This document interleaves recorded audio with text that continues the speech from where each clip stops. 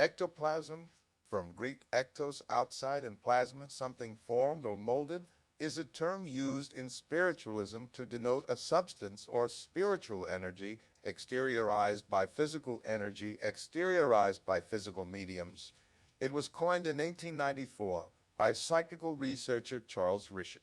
Although the term is widespread in popular culture, there is no scientific evidence that ectoplasm exists, and many purported examples were exposed as hoaxes fashioned from cheesecloth, gauze, or other natural substances. In spiritualism, ectoplasm is said to be formed by physical mediums when in a trance state.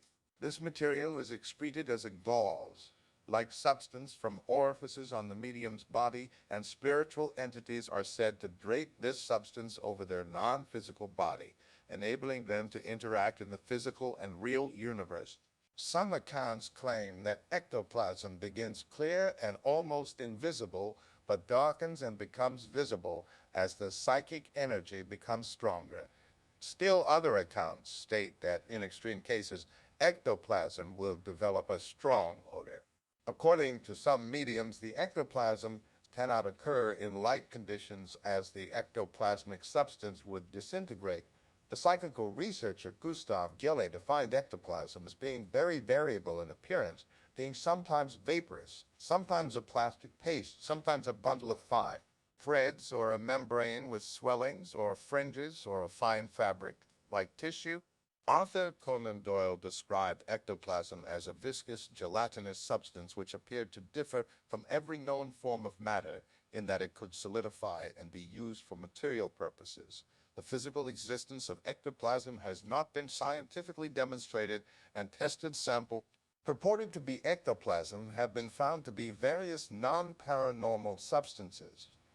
Other researchers have duplicated with non-supernatural materials the photographic effects sometimes said to prove the existence of ectoplasm. The idea of ectoplasm was merged into the notion of an ectenic force by some early psychical researchers who were seeking a physical explanation for reports of psychokinesis and seances. Its existence was initially hypothesized by Count Agenor de Gasparin to explain the phenomena of table turning and tapping during seances. Ectenic force was named by de Gasparin's colleague M. Thury, a professor of natural history at the Academy of Geneva. Between them, de Gasparin and Thury conducted a number of experiments in ectenic force and claimed some success. Their work was not independently verified. Other psychical researchers who studied mediumship speculated that within the human body, an unidentified fluid termed the psychic force or ectenic force existed and was capable of being released to influence matter. This view was held by Camille Flammarion and William Crookes. However, a later psychical researcher, Hereward Carrington, pointed out that the fluid was hypothetical and has never been discovered. The psychical investigator J. Crawford, 1881-1920, had claimed that a fluid substance was responsible for levitation of objects after witnessing the medium Kathleen Golightly. Crawford, after witnessing a number of her seances, claimed to have obtained flashlight photographs of the substance. He later described the substance as plasma. He claimed the substance is not visible to the naked eye, but can be felt by the body. The physicist and psychical researcher Edmund Edward Fournier Dalby later investigated the medium Kathleen Golightly at many sittings and arrived at the opposite conclusions to Crawford. According to Dalby, no paranormal phenomena such as levitation had occurred with Golightly, and stated he had found evidence of fraud. Dalby claimed the substance in the photographs of Crawford was ordinary muslin. During a seance, Dalby had observed white muslin between Golightly's feet. Ectoplasm on many occasions has been proven to be fraudulent.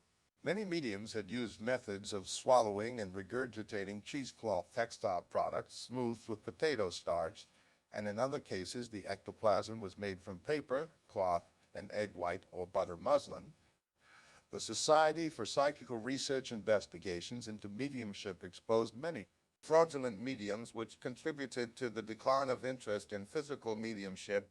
In 1907, Hereward Carrington exposed the tricks of fraudulent mediums such as those used in slate writing, table turning, trumpet mediumship, materialization, sealed, letter reading, and spirit photography. In the early 20th century, the psychical researcher Albert von Schrenck, the medium Eva Carrier, and claimed her ectoplasm materializations were not from spirits, but the result of ideoplasty, in which the medium could form images onto ectoplasm from her mind. Schrenck. Notzing published the book Phenomena of Materialization, 1923, which included photographs of the ectoplasm. Critics pointed out the photographs of the ectoplasm revealed marks of magazine cut, outs, pins, and a piece of string. Schrenck. Notzing admitted that on several occasions Carrier deceptively smuggled pins into the seance room. The magician Carlos Maria de Heredia replicated the ectoplasm of Carrier using a comb, gauze, and a handkerchief. Donald West wrote that the ectoplasm of Carrier was fake and was made of cut-out paper faces from newspapers and magazines on which fold marks could sometimes be seen from the photographs. A photograph of Carrier taken from the back of the ectoplasm face revealed it to be made from a magazine cut out with the letters Le Miro.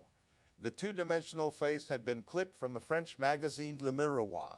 Back issues of the magazine also matched some of Carrier's ectoplasm faces. Cut-out faces that she used included Woodrow Wilson, King Ferdinand of Bulgaria, French President Raymond Poincaré, and the actress Mona Delsa. After Schrenck, Notzing discovered Carrier had taken her ectoplasm faces from the magazine. He defended her by claiming she had read the magazine, but her memory had recalled the images and they had materialized into the ectoplasm. Because of this Schrenck, Notzing was described as credulous.